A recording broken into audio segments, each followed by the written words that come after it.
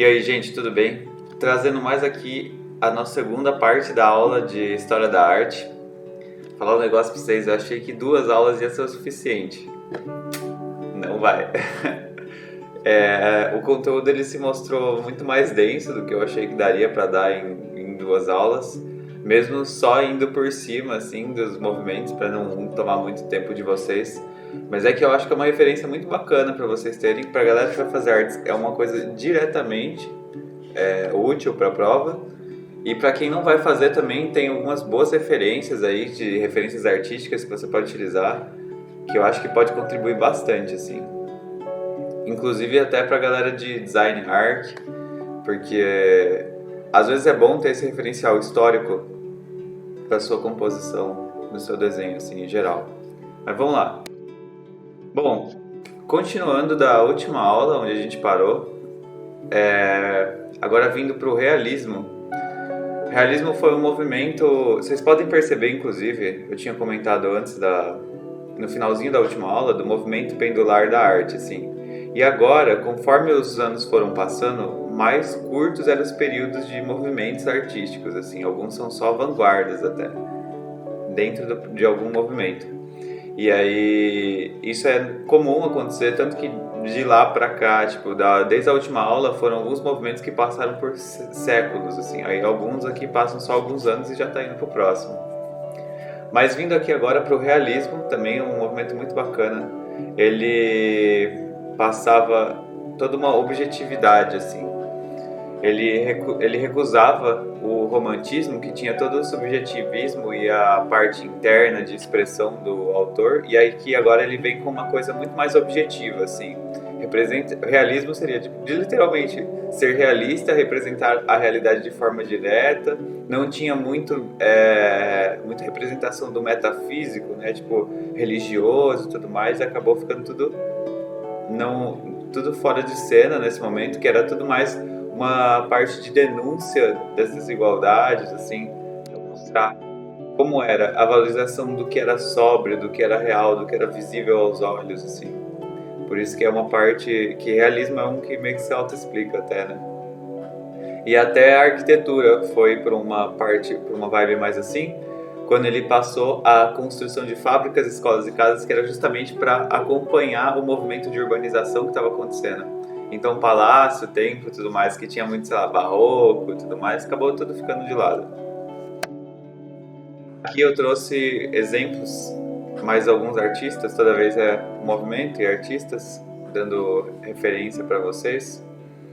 Esse é o Gustave Courbet, que aqui no caso, acho que se eu não me engano, são camponesas trabalhando, não me lembro diretamente dos nomes, que foram muitas obras de arte que eu fui inserindo, mas vocês podem ver que era literalmente a realidade camponesa, a realidade dos trabalhadores, era uma coisa, não é algo muito subjetivo, era para mostrar justamente a galera trampando. Esse é um autorretrato dele, que ele chama de O Homem Desesperado, do Gustave Courbet mesmo. Aqui são os homens quebradores de pedra, se eu não me engano. Enfim, é justamente para mostrar essa característica do realismo, dele sempre ser muito sóbrio, sempre mostrar a realidade como ela é, a valorização do objeto aqui no caso, né, tipo de você ver tudo sendo representado como se fosse uma visão fiel assim do rolê. Isso também era uma coisa de denúncia de desigualdades da galera pobre. Pode ver tipo as roupas dos personagens aqui na pintura. Ela tá rasgada, eles estão sujos ou coisa do tipo. Aqui até nas camponesas, sabe, de rolê de exploração trabalhista assim. Aqui pode ver justamente esse é mais um autor, é o Jean-François Millet. Eu espero estar pronunciando tudo corretamente. São todos autores franceses e tudo mais.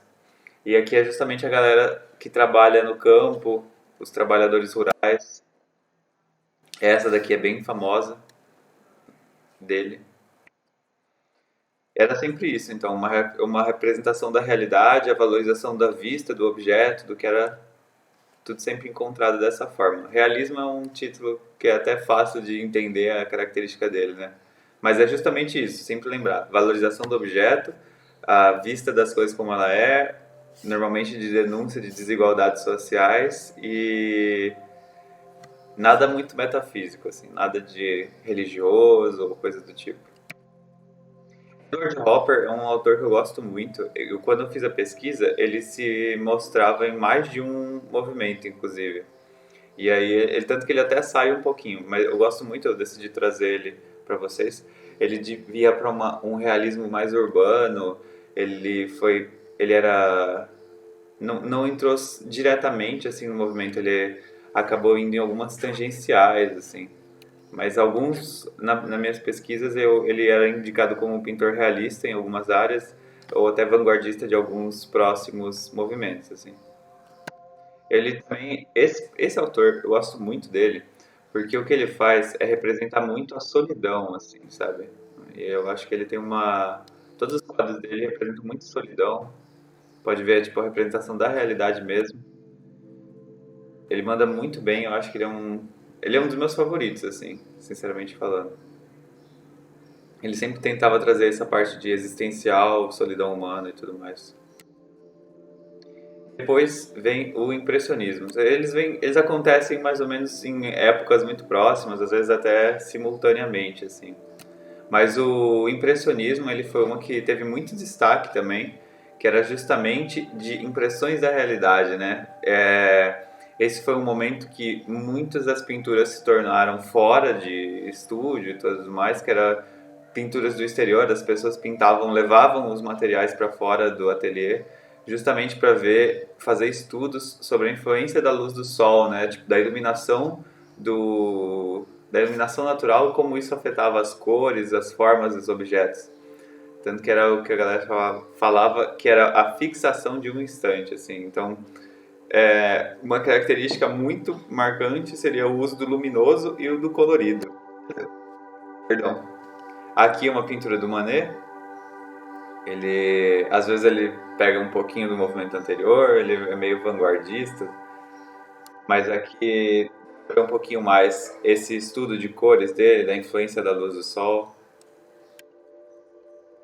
e retratando de forma muito colorida, assim. Essa parte também, esse movimento, ele também tem um número maiorzinho, assim, de pinturas, sem uma definição muito assertiva de formas, assim. Você pode ver que às vezes são algumas manchas que acabam acontecendo, são várias pinceladas acontecendo e acabam perdendo um pouco da nitidez, mas acaba sendo uma própria característica de pintura, assim, do movimento. Esse é do Renoir, Pierre Auguste Renoir. Ele traz bem diretamente essa parte da pintura do exterior, a influência da luz nas coisas, que vocês podem ver na própria pintura. Dá para ver tipo assim, o espaço entre folhas, a iluminação do sol, como ela está chegando nas pessoas. Esse quadro em específico ele é muito famoso no impressionismo. Ele até aparece no filme da Amélie Poulain, assim. Se você ver, tem até a moça ali com o copo d'água, bebendo o copo d'água era citada no filme, que eles falavam, que o cara falava que era o mais difícil de ser capturado, assim, a essência. Sempre trazendo essa característica da luz, do luminoso, do colorido e pinturas do exterior mesmo, assim. Teria a influência do sol. É um movimento bonito, assim, gosto bastante. Esse aqui chama Duas Irmãs, se eu não me engano. Sempre trabalhando como as características de sempre, assim. Luminoso, colorido, as pinceladas, as várias pinceladas, acaba tirando um pouco da nitidez até, mas eu acho que fica bonito. Eu acho, né? Bom, depois do impressionismo vem o pós-impressionismo, que ele traz uma expressão muito mais subjetiva, assim, ele pega o impressionismo, que já tinha essa parte de representação da realidade, só que ele tem uma pegada um pouco mais do lado emocional, interno e interpretação de cada um, no caso, né? Que as pessoas olhassem para aquilo e colocassem as suas impressões pessoais de como ia ser a iluminação. E, tipo assim, a iluminação e a luz ainda tem um valor muito forte na pintura, mas o subjetivo, que seria as impressões pessoais de cada um, tem uma característica muito marcante também. Justamente por isso que o pós-impressionismo acaba se afastando um pouco do impressionismo, que o impressionismo ele é muita retratação do real e, e luz e sombra e tudo mais. Aqui ele é muito mais a representação do real, mais o subjetivo, entendeu? E aí tem uma característica mais de liberdade cromática, no caso de utilizar cores diferentes.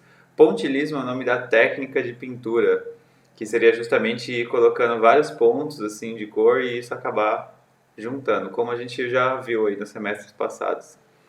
Tinha muita representação de luz e textura nas pinturas e era uma coisa que retratava bastante do cotidiano também, cenas do dia a dia.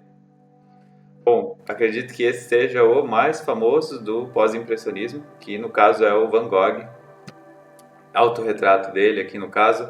Pode ver esse campo de trigo, acho que é corvos no campo de trigo, se eu não me engano, mas dá para ver essa representação do real, dá para ver bem a característica do pontilismo sendo retratada aqui no caso, né? Tipo, muitos pontos, isso é possível ver tanto em um quanto em outra pintura. Dá para ver um carregamento maior de tinta no pincel também, se você olhar ali o céu dessa paisagem que ele pintou, dá para ver sobras de tinta, que era justamente uma característica que acabou se formando por esse movimento. E sempre trazendo essa característica tipo de uso de cor, uma coisa mais subjetiva, não era só a representação da realidade, era uma impressão pessoal do artista. Acredito que esse seja um famosíssimo dele também, chama Noite Estrelada. Provavelmente vocês já devem até conhecer, já devem ter visto em alguma coisa. Mas era justamente isso, é uma representação da realidade com o toque subjetivo do autor. Van Gogh era uma pessoa que vendeu poucos quadros em vida, mas ele fez muito sucesso no pós-morte dele, assim, no caso. Ele tinha algumas dificuldades, assim, alguns distúrbios, e isso acabava se reproduzindo um pouco na pintura dele também, trazendo essa parte subjetiva do rolê.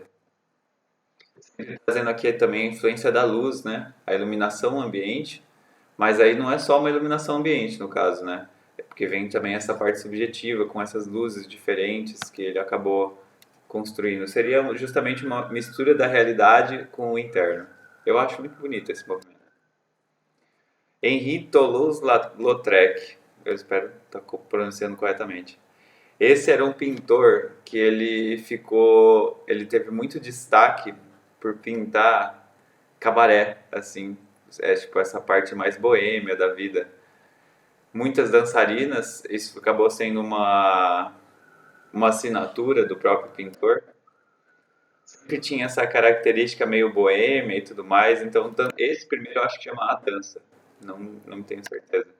E aí ele sempre traz essa característica um pouquinho mais forte de representação com as pinceladas e tudo mais, mas ao mesmo tempo tem essa parte um pouquinho mais subjetiva, com uma liberdade cromática, assim como a gente falou, uso de cores mais diferenciadas.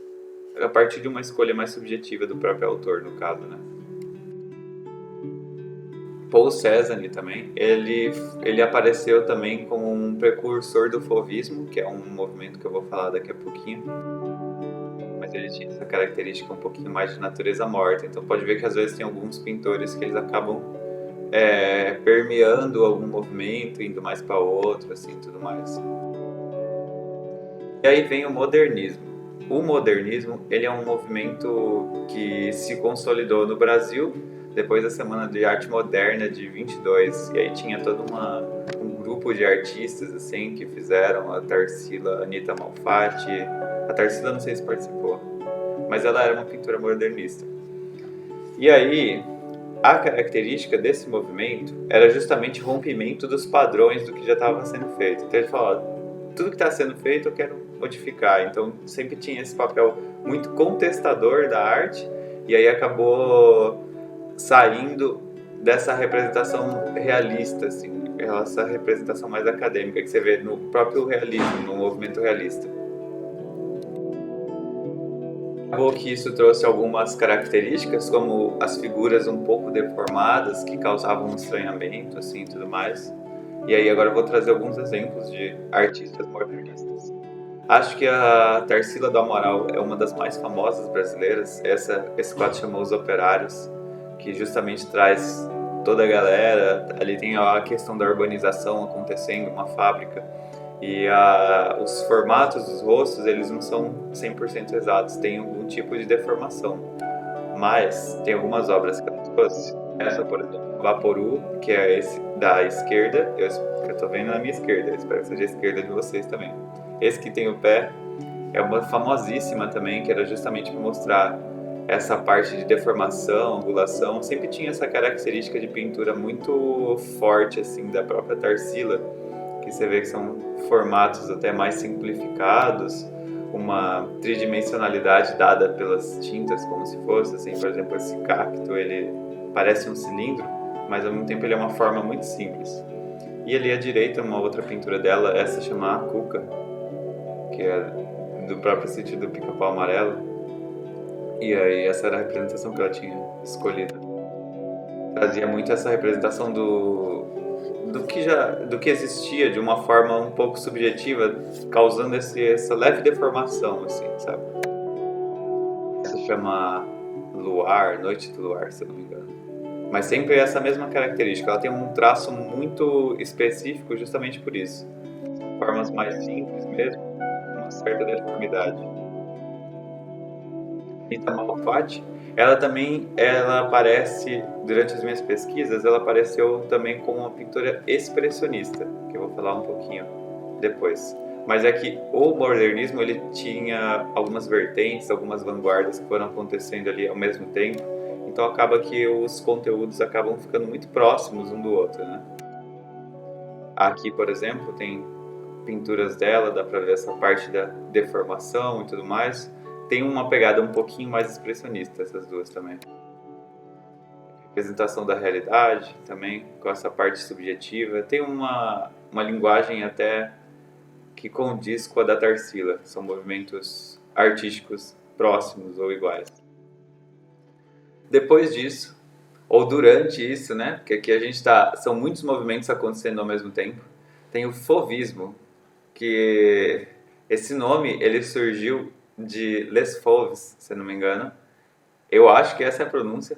Seria a arte das feras, que veio de um crítico que quando ele viu a pintura, as pinturas fauvistas, perto de outras pinturas realistas, assim, ele falava que essa era a sensação que tinha, assim, que seria justamente a utilização, a característica do fauvismo seria justamente a utilização de cores mais puras, assim, tipo, não ocorrer mistura de cores e isso se refletia nos seus desenhos e nas pinturas. Por isso que tinha uma estética mais primitivista, como se fosse uma coisa menos elaborada.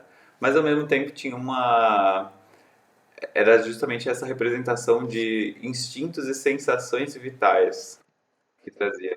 Então era sempre assim, cores puras, influência do primitivo, formas mais simples, e aí daí que veio o fauvismo, né?